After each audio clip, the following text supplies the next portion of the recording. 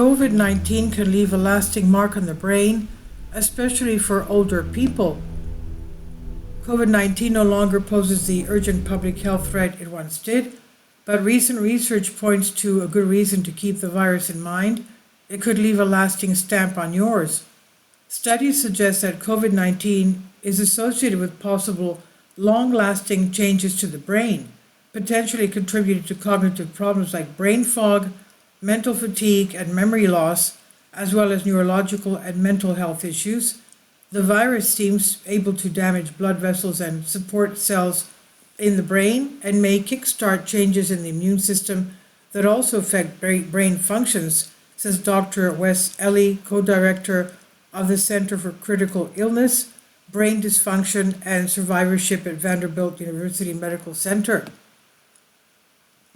And what does that mean for the average person as the virus once again circulates widely? Many people of all ages recover just fine, mentally and physically, after a COVID-19 case.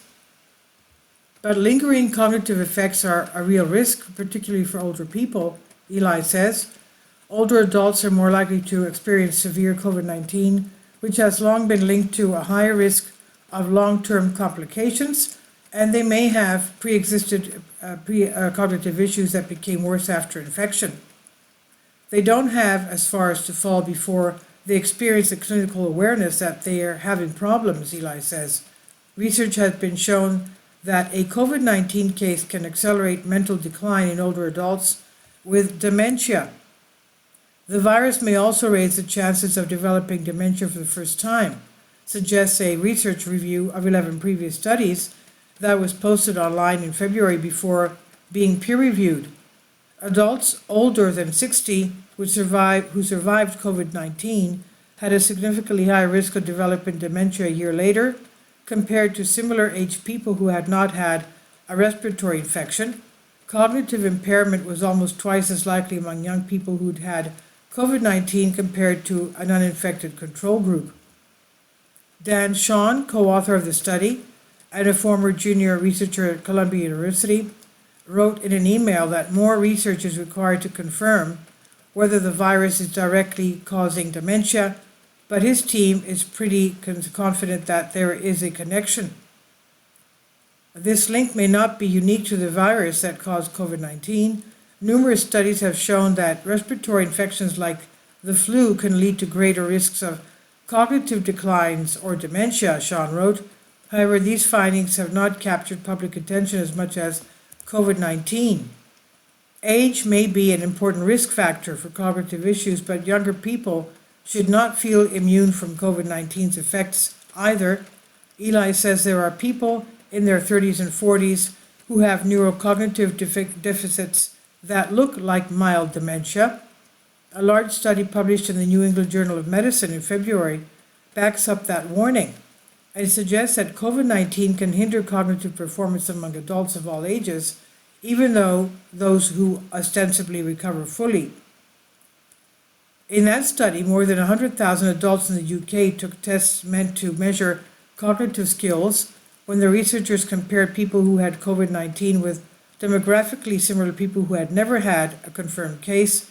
They found that the COVID-19 survivors, on average, performed worse across the board, but particularly on measures of memory function, executive function, for example, your ability to decision make and plan, and reasoning, says study co-author Adam Hampshire, professor of cognitive computational neuroscience at King's College London.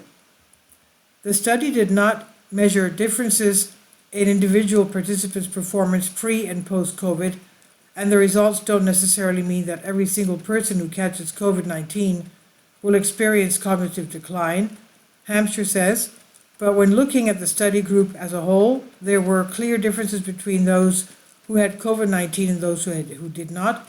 The results equated to about a 3 IQ point deficit among people who recovered completely from COVID-19 versus those who had never had it. Among people with unresolved long COVID symptoms and those who'd been admitted to ICU, the deficits jumped to 6 and 9 IQ points respectively. But there are some reasons for optimism. In the study, cognitive differences were not as pronounced among people who'd gotten vaccinated multiple times, nor those who got COVID-19 later in the pandemic, which suggests risks may be lower now than they were in 2020. The researchers also did not find a dramatic difference between people who had been infected once versus multiple times.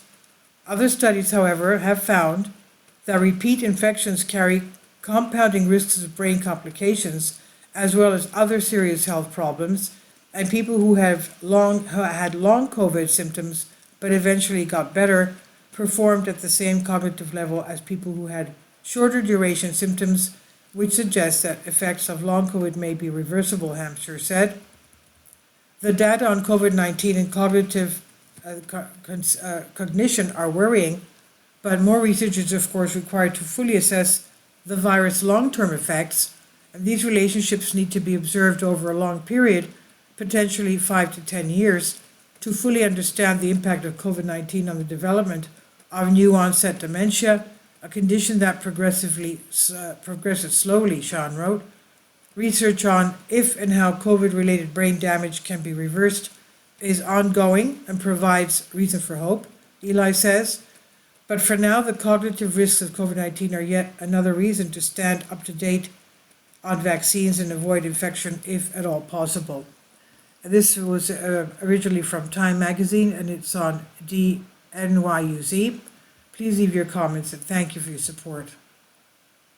Please support my Patreon account. The daily posts are 5 videos daily, and they are totally different from what I have on my YouTube channel. Thank you so much for your support and that you find all my content so interesting. You'll find the Patreon account details in the description box below.